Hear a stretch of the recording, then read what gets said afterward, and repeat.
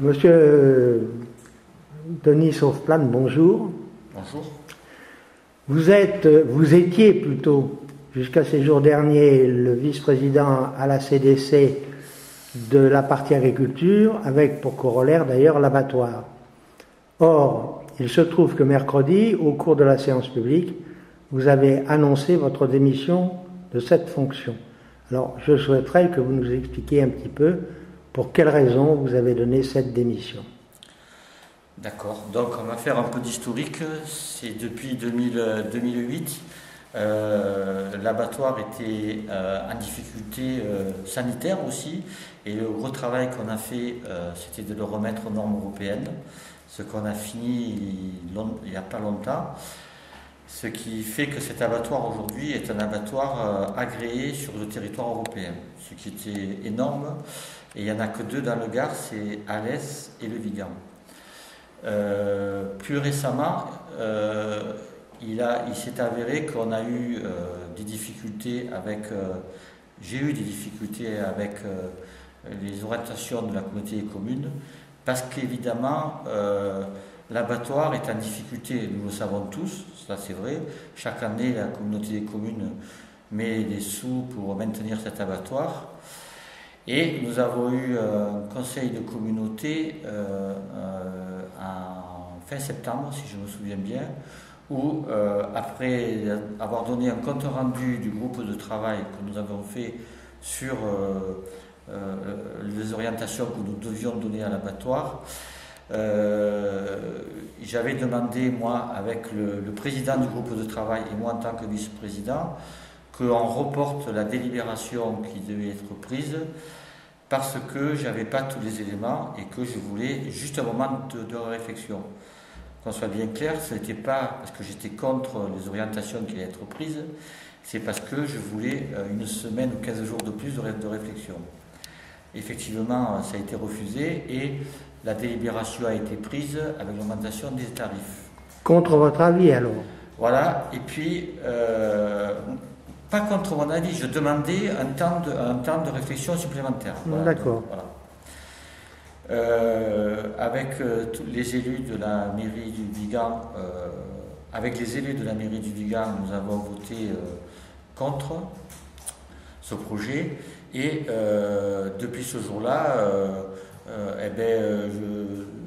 je pense qu'au sein de l'exécutif, il n'y a rien qui ne va plus. Alors, cerise sur le gâteau, c'est qu'en décembre, je crois que c'est en décembre, il y a le petit journal du Vigan qui est paru, et on m'avait demandé de faire un article sur le Vigan, chose que j'ai acceptée, bien sûr, puisque étant élu à la mairie du Vigan.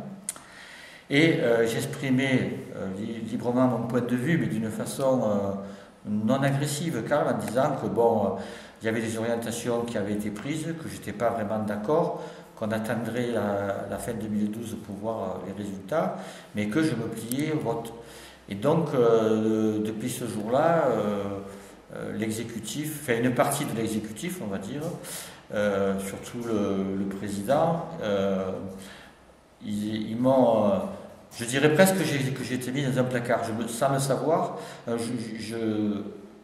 sans rien me dire en fait, du fait que chaque semaine j'avais des tas de papiers, des factures à signer, je me retrouvais avec un casier quasiment vide. Donc au bout de 15 jours, j'ai demandé ce qui se passait. Au bout d'un interrogatoire, le président m'a dit que, puisque j'avais écrit cet article, il faisait pareil, il faisait ce qu'il voulait, donc j'ai demandé s'il me tirait ma délégation, il m'a dit que non, mais que, voilà, j'avais plus rien à mon casier. Sur ce, je me suis mis un peu en colère et j'ai claqué la porte. Voilà, ça s'est passé en début d'année. Et en fait, il s'avère aussi que toutes les grandes décisions, surtout sur l'abattoir, les orientations, tout ça, sont prises sans moi. Donc, à partir de ce moment-là, comme moi je suis élu sur des projets, j'ai été élu sur des projets qui me tiennent à cœur, je n'ai pas voulu continuer dans cette situation où je ne sers à rien. Donc, j'ai demandé ma démission en disant que voilà, je ne pouvais plus exercer mon métier de vice-président, enfin, ma responsabilité plutôt de vice-président, et qu'il ne servait à rien que je continue à exercer ce rôle. Et j'ai aussi dit ce jour-là que pendant 4 ans, j'ai fait quand même abstraction de l'ambiance assez lourde qui régnait entre une partie de l'exécutif et les élus du Vigan, où chaque séance c'était et le Vigan a fait ci, le Vigan a fait ça. Et bon, je faisais abstraction parce que les dossiers me tenaient vraiment à cœur. Et là, avec tout ça, j'ai dit, bon, mais ça m'est devenu vraiment insupportable. C'est la raison pour laquelle aussi j'ai donné ma démission. Voilà, monsieur. Très bien. Chaque année, moi j'ai remarqué, pour assister en tant qu'auditeur au conseil, que dans le cadre du budget, il était alloué à l'abattoir une somme de 100 000 € pour équilibrer le budget lui-même de l'abattoir. Donc ça correspond ça à un déficit.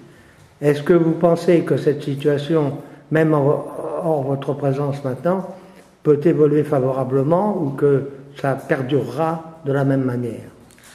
C'est une bonne question et je l'ai même redit en conseil de communauté, à savoir que ça fait plus d'un moment, au moins 6 mois que je demande à ce qu'on interpelle les autres collectivités et les structures professionnelles ou les interprofessions viande de se mettre à table et d'avoir une discussion sérieuse sur l'avenir de cet abattoir. C'est comme ça que l'abattoir de Pézenas et de Saint-Afrique sont en train de réfléchir sur leur avenir, c'est-à-dire que je suis tout à fait d'accord que ce n'est plus aux seuls habitants du territoire du pays viganais de porter cette charge qui est lourde, et c'est vrai que l'abattoir est en déficit, et j'ai demandé qu'on fasse un appel aux autres collectivités, parce que cet abattoir, j'ai participé à plein de réunions, et notamment sur l'agenda 21 par exemple, les gens disent que cet abattoir est nécessaire, et sur tout un projet d'agriculture de proximité, de circuit court et tout ça, tout le monde est d'accord là-dessus, il faut garder cet outil, mais on ne peut pas faire supporter cette charge que par les seuls habitants du pays viganais. Donc je l'ai redit au conseil de communauté, et M. Laurent Ponce m'a rétorqué, chose que je ne comprends pas, et que j'arrive pas à comprendre, qu'on pourra partager l'abattoir quand on aura équilibré les comptes. Donc on n'y arrivera jamais à équilibrer les comptes. Donc je ne suis pas d'accord avec ça, quoi. Pas du tout. J'ai vu tout à fait par hasard hier, en cherchant un peu, en préparant cette interview, que à 4 km de Marvejols était en train de se terminer la mise en place d'un abattoir qui me paraît assez important. Et quand j'ai regardé la carte Pézenas, Alès, Marvejols, Le Vigan, Lodève, la question que je pose, est-ce que la création de ce nouvel abattoir risque d'avoir un effet, disons, négatif au titre de la concurrence sur celui du Vigan? Alors, d'abord, la Lozère est un département viande et très agricole. C'est dans la région, l'Aude et la Lozère sont les 2 grands départements d'élevage. Donc, cet abattoir, je ne veux pas le dire de tête, mais il y a un projet de tonnage énorme. Je ne peux pas dire les chiffres exactement. Et donc, c'est un gros abattoir où toutes les filières d'élevage lozériennes vont aller. L'abattoir du Vigan, il ne peut pas jouer dans la même cour. C'est un petit abattoir de proximité. Il y a 2 ou 3 ans, on a dit qu'on l'équilibrerait autour de 5 à 800 tonnes. Vu les orientations qui ont été prises, on descend à 300 tonnes. C'est un tout petit abattoir qui est agréé, qui fait attention au bien-être animal, parce que ça, les animaux, ils ne sont pas tenus 2 jours enfermés dans l'abattoir, et on a mis en place, ça c'est consensuel, une politique d'abattage de qualité. Donc c'est une démarche, cet abattoir est une démarche de proximité pour un territoire. Dernière question, peut-être un petit peu délicate, je ne vais pas vous demander de faire une devination dans le marc de café, mais quel avenir pour cet abattoir du Vigan, maintenant que vous êtes en dehors du coup? Alors j'ai de gros soucis parce que effectivement, ce qu'on a entendu l'autre soir, c'est que le budget allait être très difficile dans les années à venir. Et je réitère ce que j'ai dit, c'est que l'avenir de l'abattoir il sera lié à une prise en charge plus globale que celle qui est aujourd'hui. Et même avec les éleveurs, il faut que les éleveurs, avec leur structure d'élevage, viennent à la table de discussion et qui mettent la main à la poche. Eh bien, au moins, cette réponse est claire. Denis Surplane, je vous remercie pour cette interview. Merci. Et bonne journée à vous. Au revoir. Au revoir.